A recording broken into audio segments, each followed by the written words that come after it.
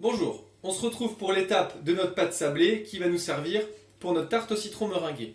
Pour ça, dans un saladier, vous allez mettre 250 g de farine, 40 g de sucre, une pincée de sel. Là, on a déjà tout mélangé.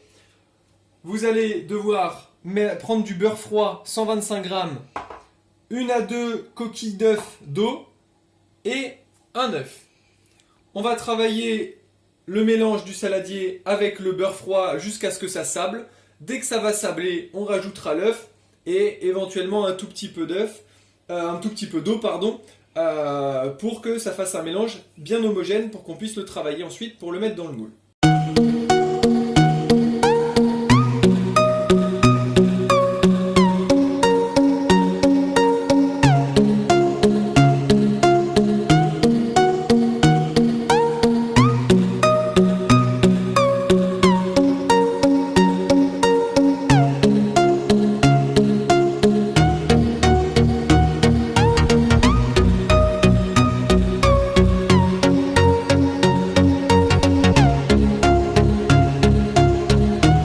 Alors là, je vais directement abaisser ma pâte, je ne vais pas la laisser reposer et je la laisserai reposer à froid dans le moule avant de la cuire. Là, c'est beaucoup plus simple de la travailler maintenant que de la travailler quand elle sera froide.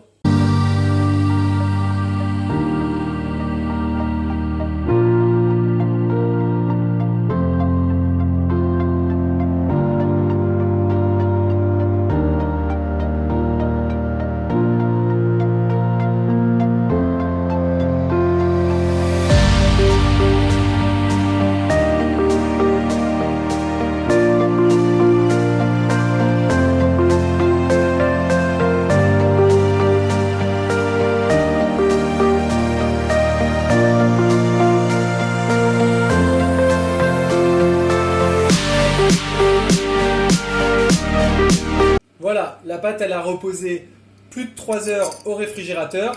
Donc on va la mettre au four entre 18 et 22 minutes à 180 degrés. Vous mettez des poids de cuisson à l'intérieur pour éviter qu'elle gonfle. Si vous n'avez pas de poids de cuisson, vous faites comme moi, vous mettez soit des pois chiches, soit des haricots blancs. Ça fait pareil.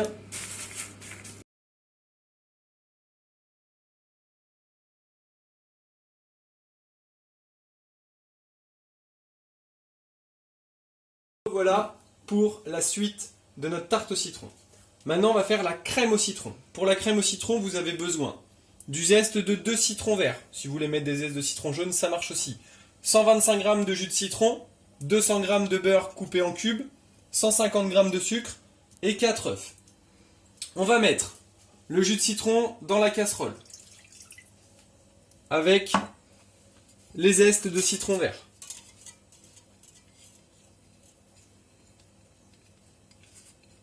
On va ensuite rajouter approximativement la moitié du sucre.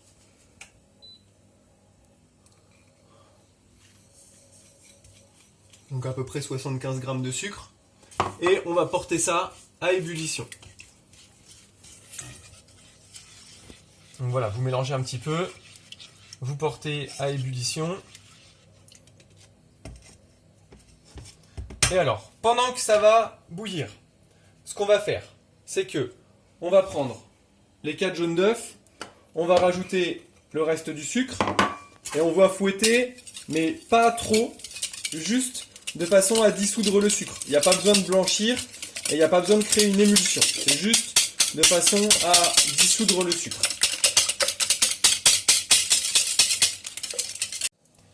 Alors, nous avons notre jus de citron sucré avec les zestes qui est en train de bouillir.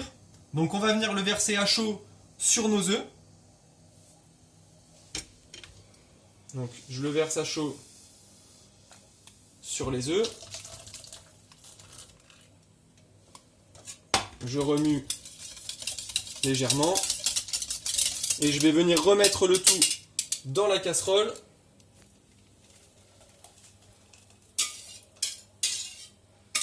Sur le feu. Et là, il va falloir fouetter de façon à ce que le mélange épaississe et jusqu'à ce que l'ébullition revienne.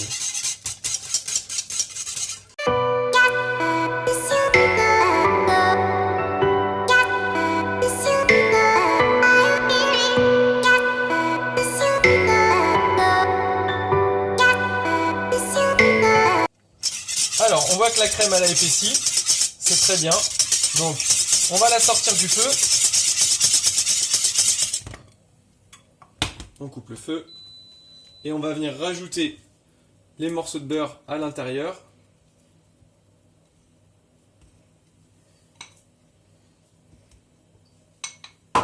Pour l'enrober. Et on va donc dissoudre tous les morceaux de beurre comme ça dans la crème à chaud. Et donc cette crème, elle pourra s'utiliser à froid pour remplir notre fond de tarte qu'on aura fini de préparer.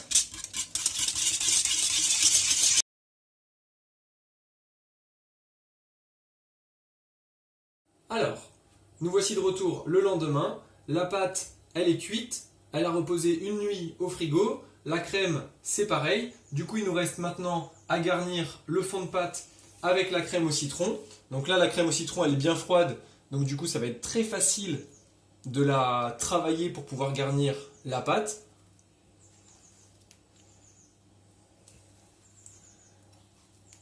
Et voilà. Et du coup, vous allez avec soit une maryse, soit avec une spatule, bien étaler à l'intérieur. Et du coup, ça, on va le réserver encore au frais le temps de faire la meringue. Pour ceux qui n'aiment pas la meringue, vous pouvez directement consommer la tarte comme ça. C'est très très bien aussi.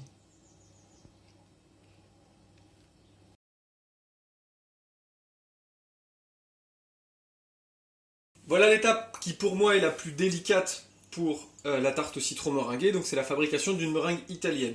Pour une meringue italienne, il va vous falloir 150 g de sucre, un thermomètre de cuisson, 30 g d'eau, 3 blancs d'œufs, un batteur, une pincée de sel, et après moi je rajoute un petit peu de zeste de citron vert, mais ça c'est en fonction des goûts.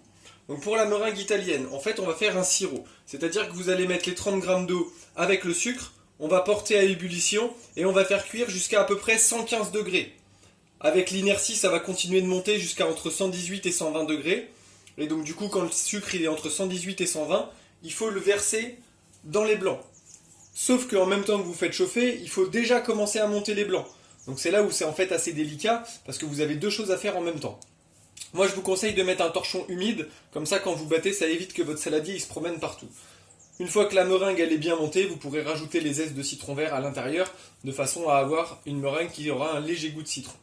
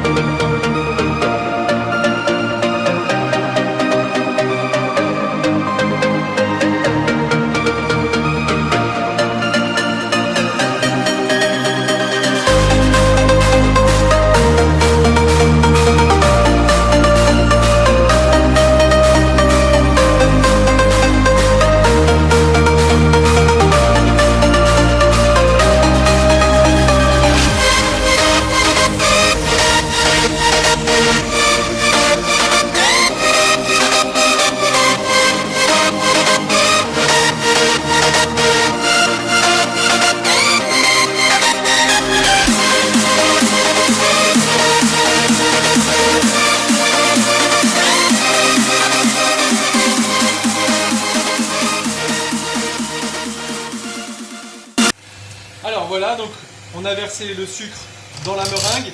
Donc là, il faut continuer de battre jusqu'à ce que la meringue soit totalement refroidie.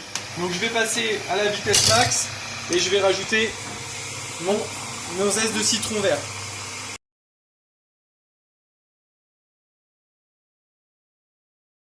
On va garnir la poche à douille avec notre meringue qui est prête.